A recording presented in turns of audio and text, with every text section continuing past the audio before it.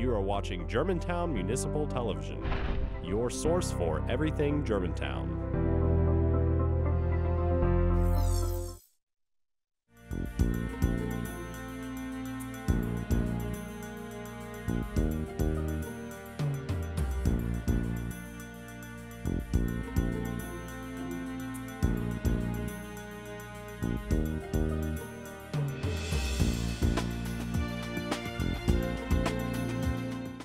Hello, and welcome to On the Beat on Germantown Municipal Television. I'm your host, Rodney Bright, Deputy Chief of the Germantown Police Department. On this show, we will provide our viewers with a behind-the-scenes look at policing in Germantown and spotlight the work done by the members of our department to keep Germantown one of the safest cities in Tennessee. We will also speak with some of our various community partners in order to educate our viewers about public safety issues in Germantown. Today, I'm glad to welcome Wes Crump, Safe School Specialist for the Germantown Municipal School District, to talk about his new role related to school safety. Later, we will go outside of the studio and visit the Memphis Police Department's Real-Time Crime Center and speak to Deputy Chief Don Crowe and talk about the center's impact on crime and safety in the Memphis area. And finally, in our last segment, we will speak with Germantown Police Captain Mike Fisher about safety during the upcoming holiday season. But first, I am pleased to welcome Wes Crump to the show. And first, welcome to the show, Wes, certainly, and thanks for joining us. And thank you for having me. Just maybe by way of introduction, I know you've got a new role we're going to talk about here in a minute, but you've got a lot of history in schools and also a lot of history in safety. And just introduce yourself to the viewers and talk about your background. Well, I'm Wes Crump, and I am a retired Shelby County Sheriff's Deputy. I was assigned at Germantown High School for 22 of my 25-year career and loved being the SRO at that school, and now I'm fortunate enough to have a new role as the Safe School Specialist. Now that we've had a long-time partnership with you and the Sheriff's Office when it comes to school safety, and I know that the Germantown Municipal School District has created a position just for someone to oversee safety and present safety related material to the schools. Can you talk a little bit about that role and maybe Sure. what you've done so far? So there's a lot of responsibilities that they've asked me to start. They asked me to help with the camera situation, monitor, make sure those are running properly. The Raptor program, which is our check-in program for visitors on all our campuses. I have to make sure we're all in compliance with all our drills that are all monitored by that same program of Raptor. I help with PSAs and help direct and coordinate with the students over those PSAs. They want me to help train clerical on being prepared for any kind of verbal de-escalation of any type of issues. I get the opportunity to go on these campuses and make sure that they're being run properly as far as being safe and secure and all the access points that are operating properly. So there's a lot of things that I'm getting my feet wet doing. Well, I know this it's a new role, I believe, right, with the schools and yes. Brand new position. So I guess you're going to be able to create a little bit of your niche and maybe what that's going to be about. So far, any early challenges or things that you've identified that maybe you'd like to see do better? I know that we talked to Mr. Manuel, Mr. Bland about cameras earlier this year and technology. I know that's something big to the school. What's going on in that area, I guess? Well, one thing that I'm trying to get instituted right now is a safety council here at Houston High School, where we're going to get about 25 kids and be able to talk to them once a quarter about safety and how they feel about safety and how safe they feel at school, and get some feedback from them in kind of a relaxed round table type of atmosphere. I think we can really benefit from getting that talked around with those kids and getting their perspective on how they feel and see what we can do better on the district side. Also, being a liaison between Germantown PD and Shelby County Sheriff's Department is also a part of my job, which I really enjoy doing. And but the challenges are, making sure that we're all in compliance with our drills. That's a big deal with Tennessee, and that's part of my job assignment right now, that I'm trying to get this Raptor system updated and prepared to where we can move forward into Raptor 6, and that compiles all of our safety drills and compliance and our visitor check-ins. So that's where I'm actually digging in deep right now, trying to get that handled. I mean, I know as law enforcement professionals, we certainly strive to make sure that the school environment is safe, and we've done a lot of things over the years, but I'd be interested to hear, to contrast that with maybe what you're seeing on the private side or on the school side. Ours is more, maybe our role will be more reactive. Mm-hmm. We do emergency response type training. What about the procedures that are in place right now, like with cameras and check-ins at school? You mentioned, talking to the staff. Is there, there work to be done in that area, you think? Well, people can get complacent at times, and it's just a matter of just reinforcement, continuing to drill, make them understand that, this is our procedures when someone is checking in, that you must identify who you are, and we have to make sure they're all entering the same front of our school and go through the check-in process with everyone, regardless if they know who they are or not. I think all our schools do a really good job of that, but constant reinforcement of that just helps make sure that we don't get complacent as a district.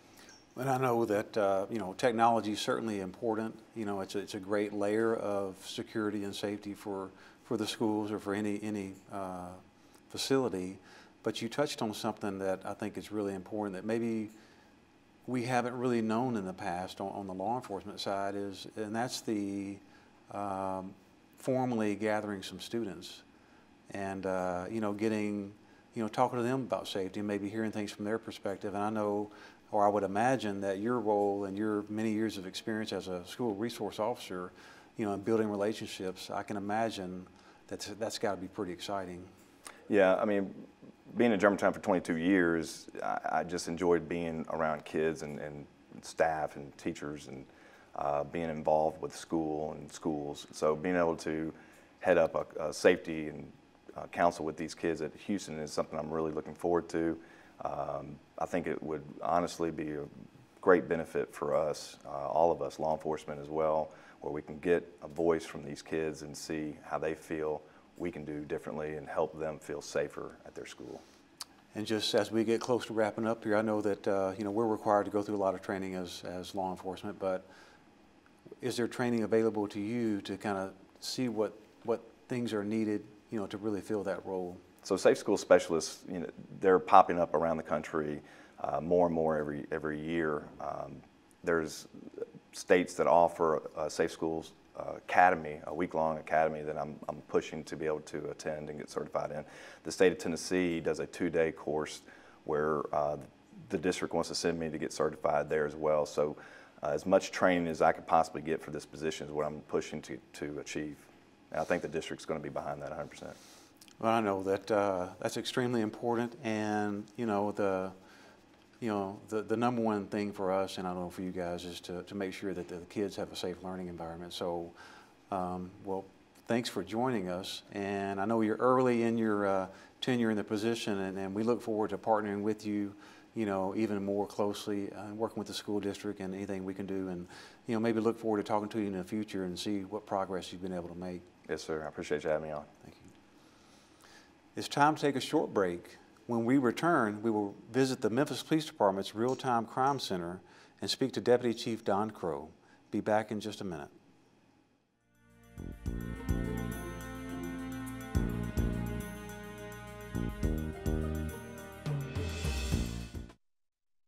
When I was in foster care, I never knew when I would have to move, so I always had my suitcase ready to go.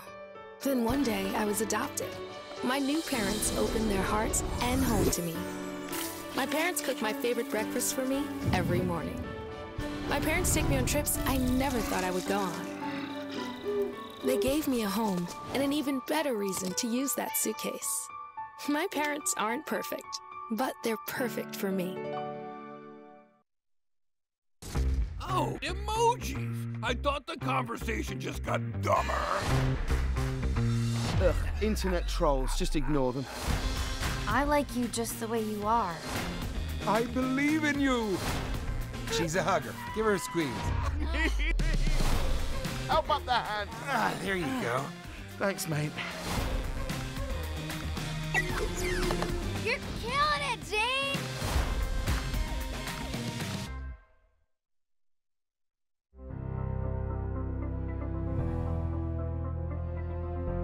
You are watching Germantown Municipal Television, your source for everything Germantown.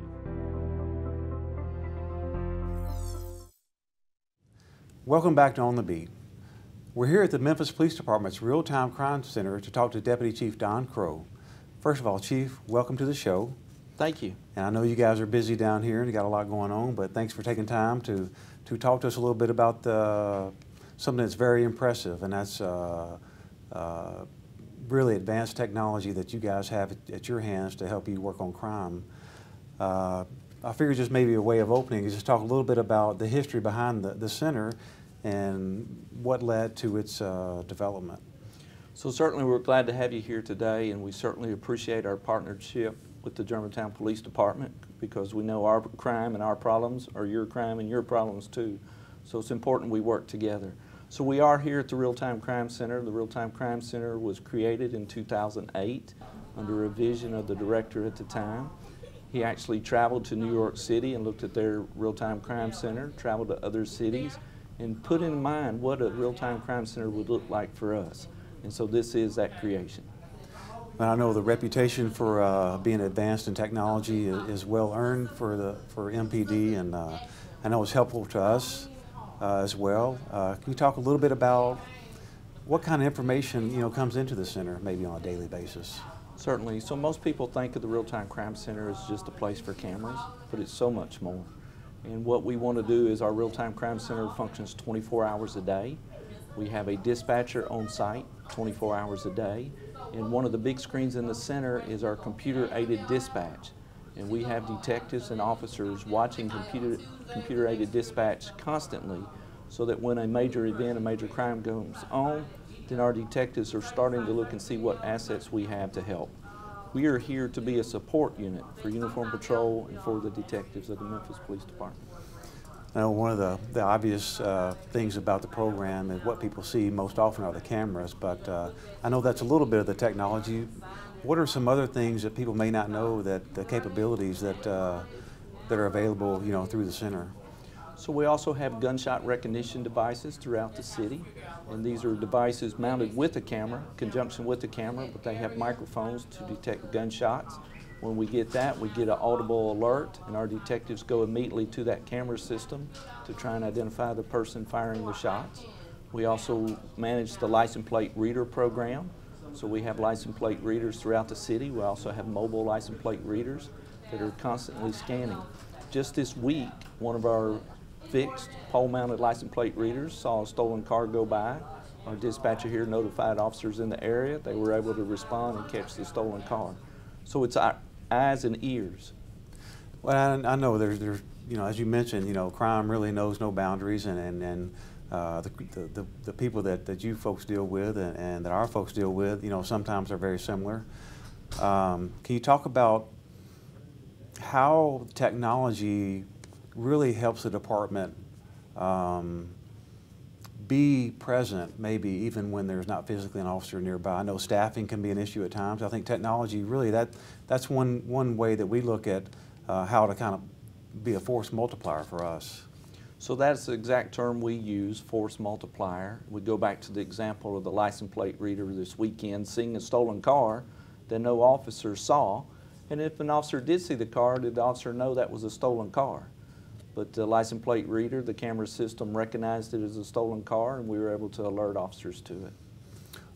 Since you started using technology and the center's been developed, what has some of the research, maybe the data, shown that it's crime numbers? And I know it can be hard to measure sometimes. I guess really, we're looking at technology to help us, and oftentimes we're very reactive, in our business. But certainly we would like for cameras, I would imagine, to help deter crime. Is there any data that shows you guys, the effectiveness maybe of some of the cameras? So we always want to keep in mind that cameras are not going to end crime. And the classic example we discuss is every bank has a camera in it, but people still rob banks. The bad guys know the technology and they adapt to it, overcome it when they can. We have spent a focus this year at the Memphis Police Department to reduce violent crime. So, for example, the month of November 2018, we know violent crime is down 8% compared to November 2017. And year to date, violent crime is down 6% compared to 2017. Well, I know that's, you know, anything we can do to move the needle a little bit on crime is extremely important. And, you know, as you mentioned earlier, we're certainly grateful for the partnership that we have with MPD and our other law enforcement agencies. And I know that on our western border, you know, it's not unusual to see some cameras out there in the neighborhoods. And I know we get calls from time to time inquiring about that. Can you talk about that program, or how maybe what started downtown now has grown, and really you see a lot of the SkyCop cameras I know out in the neighborhoods? So there's a program where homeowners associations can purchase cameras and donate them to the city of Memphis. We would never encourage people to do that. We would encourage people to have a strong neighborhood watch group, a strong homeowners association, and never look at cameras as going to be the ability to end all crime. It should always be considered just a layer of security. If anyone is interested in pursuing one of their cameras for their homeowners association or neighborhood watch, if they'll contact our real-time crime center, we'll share information with them. But there are alternative ways to reduce crime in your neighborhood other than just the cameras. I think that's a fantastic point. You know, it's very important for us too. You know, we talk about citizen engagement and just really being the eyes and ears, you know, around your neighborhood and paying attention. You know, it seems like more often than not today, you know, we kind of get in our silos in our neighborhoods, and we just kind of keep to ourselves. But I think it's important. You know, we don't mind being nosy, but we also don't mind our neighbors being nosy, and you know, just they have a sense of what belongs and what doesn't belong. So I think that's a great point. As we get close to the end here, can you speak a little bit about, I know you have daily operations and crime, but how does the center help? Say we've got the St. Jude Marathon coming up in December. How does this center help in that kind of operation? So certainly on the day of the St. Jude Marathon, they're expecting over 25,000 runners to participate this year. There'll be an additional 15,000 spectators in downtown Memphis. So the center will be, Real-Time Crime Center will be full operation that day. We will move trailer cameras into the area of the race. We'll look at all of our pole-mounted assets, but we'll also be doing research to see what's going on, because we do not want anyone to be a victim of a crime while they're in Memphis.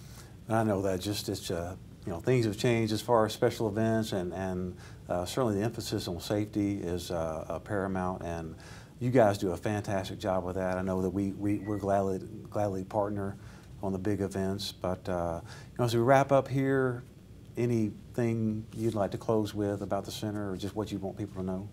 Oh, absolutely. So whether it's the Memphis Police Department, the Germantown Police Department, we want citizens to engage with their department, their officers. For the Memphis Police Department, it's at the precinct level. Know which precinct you live in and go visit that precinct. Get to know the commanders and supervisors there.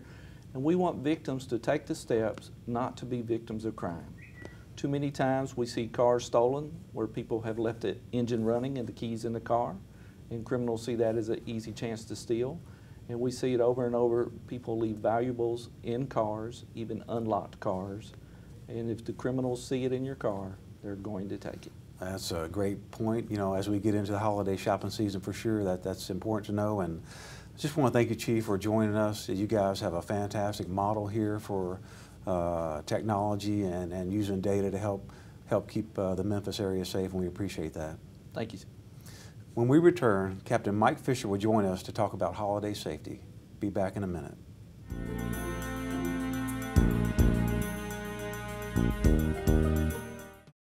I'll be right back. Hi. You think you're probably sober? Yeah. But you're thinking about taking the back roads home, just in case. If you're probably sober, then why would you do that?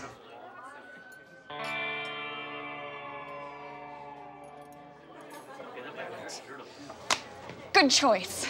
probably okay isn't okay. If you see a warning sign, stop and call a cab, a car, or a friend. That's a full glass of wine. I'll be chatting you later.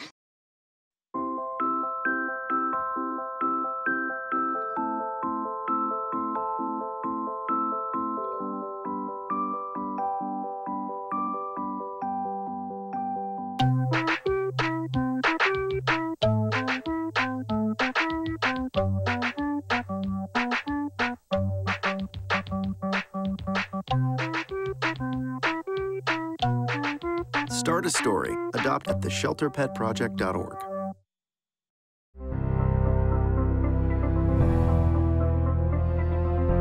You are watching Germantown Municipal Television, your source for everything Germantown.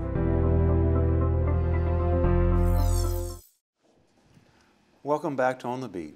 The holiday shopping season is upon us once again. For the police department, that means an increased focus on crime and safety issues particular to this time of year. Joining us to talk about holiday-related safety is Captain Mike Fisher.